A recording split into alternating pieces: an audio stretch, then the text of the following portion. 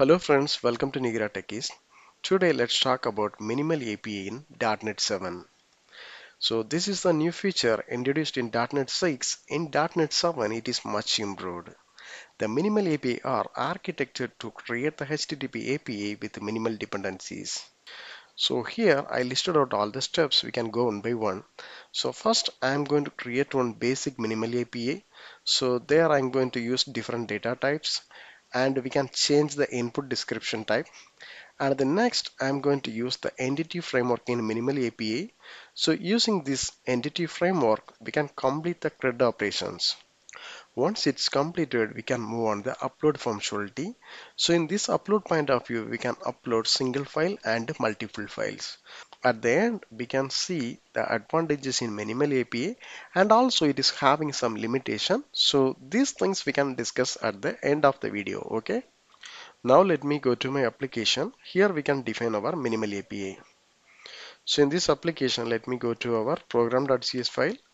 So here already I have added this entity framework. I will share that video link also in the description. If required, you have to watch it. First, I am going to include one get method.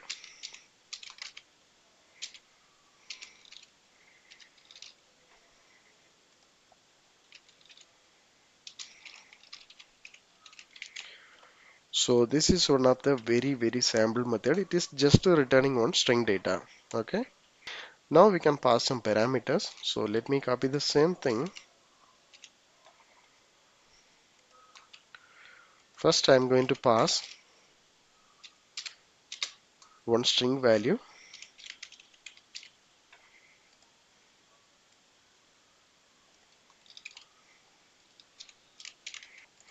So now we can run this application. We can verify whether it is working fine or not.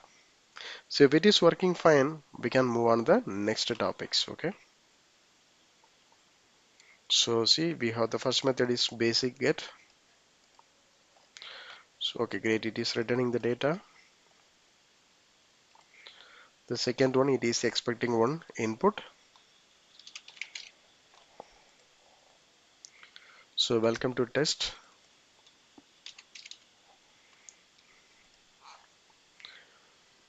Okay, it is working fine. Now I'm going to provide some description for this input. Okay. For that, we can use this open API.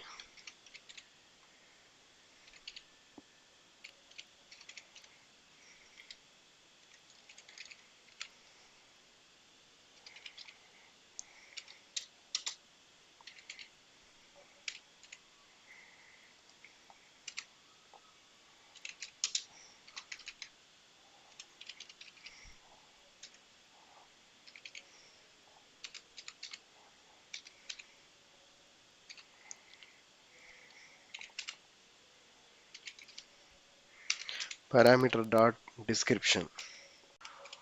Provide channel name. Okay. Let me execute this one.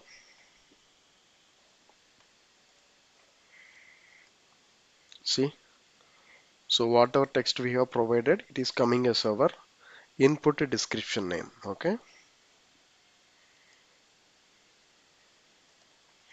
And the same way, if required, we can use the rate limiter also. For doing this one, we have to use this require rate limiting, and then we have to provide the policy name. So we have defined a lot of policy. Okay, these are the basic steps in minimal API. Now I'm going to use this entity framework. So using that, we can complete our CRUD operations. So first we can start from one get method.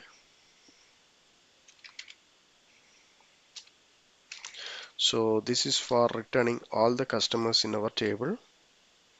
So I'm going to provide get all customer.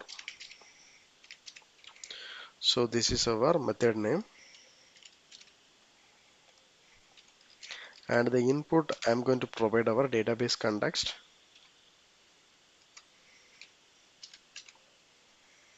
DB first context.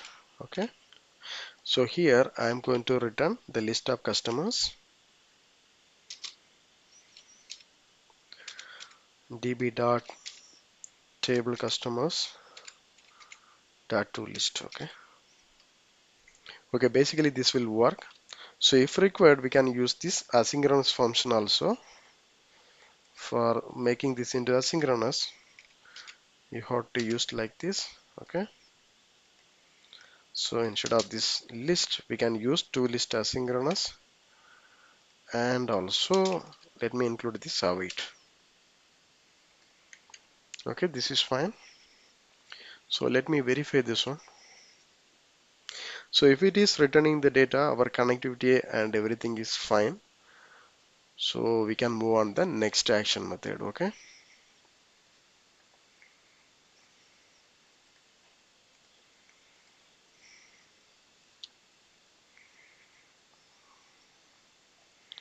Okay, great. It is returning the data. So next I am going to create one more API for get by code.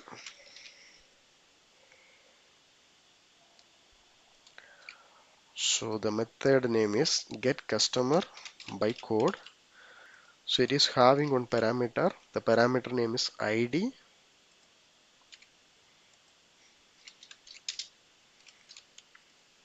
Okay. So instead of this complete list, we can return the single data. Find asynchronous of ID.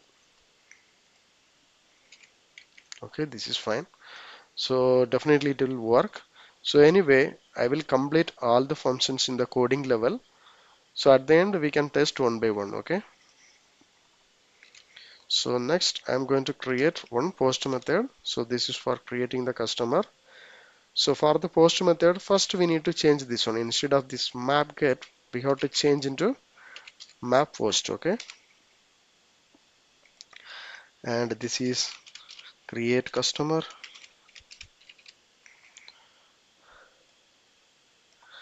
So the input is an object, table customer. First I'm going to add this object into our table.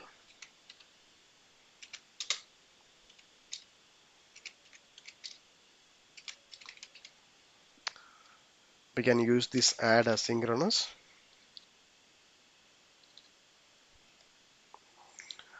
So once it's done, we have to save this one. Save changes of asynchronous. Okay. So now we are good about in this creating the customer. Next, let me move on the update method. So it is having the ID parameter also, and we have this object also. Okay.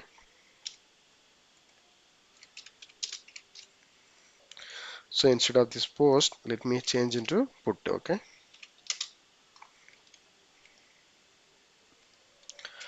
So first we can get the existing data.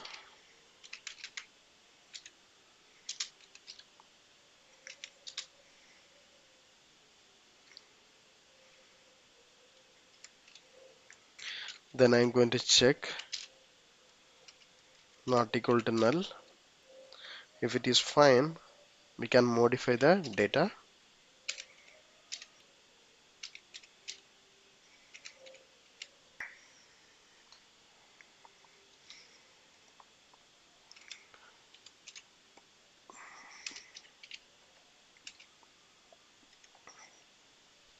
So I'm updating just to 3 fields only. So once it's done, we have to save this one. Okay, save changes. So we have completed this put method also. The final one is delete. So let me copy the same code. So instead of this update, let me change into delete customer, and also in our method type we can use this map delete. Okay. So here this object is not required. So other steps are almost the same only. If we have the data, we have to remove this one. So db dot table customers dot remove. Here I'm going to pass the existing data. That means our existing customer information. Okay, great. We have completed everything in this coding side. Now I'm going to run this application. We can verify one by one. So first our create customer. Okay. So the first field is the identity column. So let me remove this one. So let me execute this one. We are just passing one object only. Okay, we are getting this 200 response. That means it is working fine. So I'm going to execute this get all customer. See now we are able to see this CMS journey and the complete information. So the new ID is generated. It's 18. Okay. So let me copy this ID. So we can check our next function get by code. Here I'm just provided 18. So it is returning the individual object. Okay.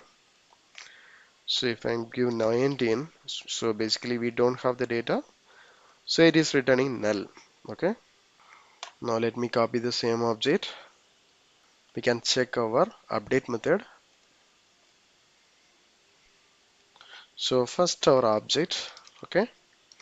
So next in our ID 18. So we can do some changes. So we have changed the name and also email ID. So in the phone number at the end I am added 1. Okay. So let me execute this one. Okay, great. Here also we are getting the same response 200. So let me verify our get all method. See, the name is updated and our email. So even the phone number at the end, we can see this one. So the final one is delete. So I'm going to provide the same 18, right? So here also the response is 200. So the data got removed. Okay. So our delete function is working fine. That means we have successfully completed our CRUD operations. Now let me move on upload functions. Okay. So the upload point of view, we can upload single files and also multiple files. For the single file upload, we have to use the interface of iForm file, and the multiple files we have to use iForm file collections. Okay.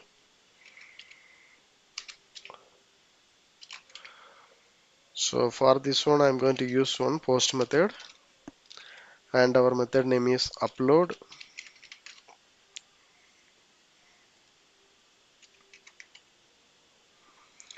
And this one also a asynchronous method. Our input is iForm file.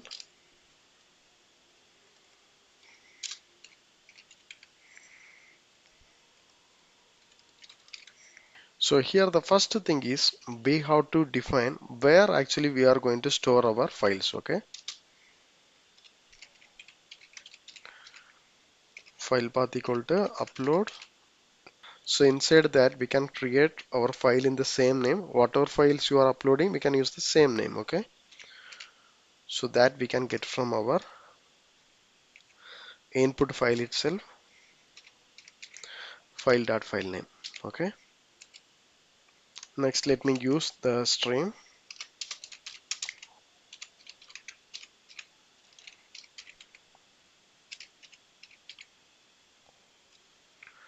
Open for write. So here we have to specify our path. Okay. So finally, file dot copy to asynchronous string. Okay. We have completed the functionality. So and also in our application, we don't have the folder of upload. So let me create this one.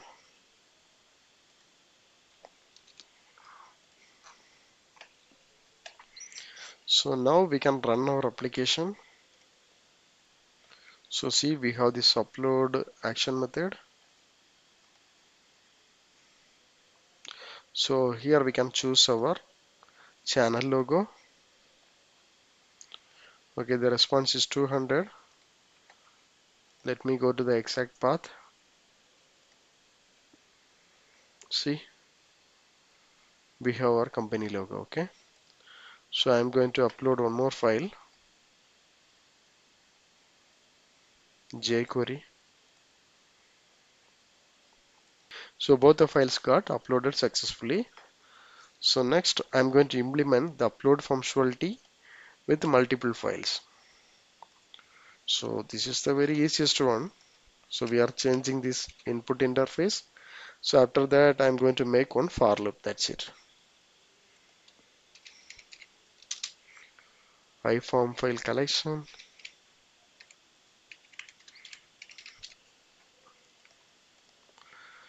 I'm going to generate the for each.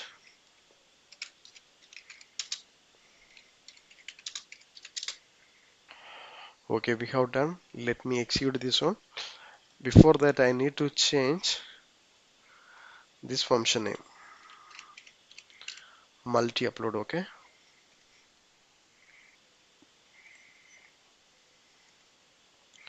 so see, first I am adding this Visual Studio logo, next VS Code logo. So finally our API logo. So totally I have added 3 files. Now I'm going to execute this one. So see the response again, we are getting this 200. That means our upload is working fine.